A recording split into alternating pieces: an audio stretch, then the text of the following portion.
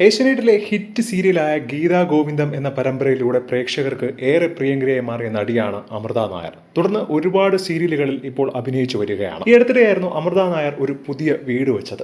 തന്റെ ജീവിതത്തിലെ ഏറ്റവും വലിയൊരു ആഗ്രഹമായിരുന്നു. വാടക വീട്ടിൽ കഴിഞ്ഞ് ഒരുപാട് അനുഭവിച്ചതിനു ശേഷമാണ് സ്വന്തമായ ഒരു വീട് വേണമെന്ന് ആഗ്രഹം തുടങ്ങിയത്. എന്നാൽ വീട് വെച്ചതിന് ശേഷം എല്ലാവരും ചോദിക്കുന്ന ഒരു ചോദ്യമാണ് അമൃത നായരുടെ വിവാഹം എപ്പോഴാണ് എന്ന്. ഈ അടുത്തിടെയായിരുന്നു താരവും താരത്തിന്റെ അമ്മയും ഒരു അഭിമുഖത്തിൽ പങ്കെടുത്തത്. ഈ ഒരു സമയത്തായിരുന്നു അമൃതയുടെ അമ്മ വിവാഹ കാര്യങ്ങൾ പറഞ്ഞത്. ആരോടും തുറന്നു പറയരുത് എന്ന് അമൃത പറഞ്ഞിട്ടുണ്ടെങ്കിലും അമ്മ എല്ലാ കാര്യങ്ങളും വെളിപ്പെടുത്തി.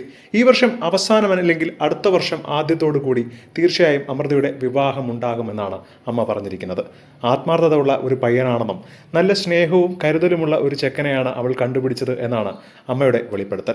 ഈ കാര്യങ്ങളൊക്കെ മറച്ചുവെച്ച് ഒരു സസ്പെൻസ് ആക്കാമെന്നായിരുന്നു അമൃത വിചാരിച്ചിരുന്നത്.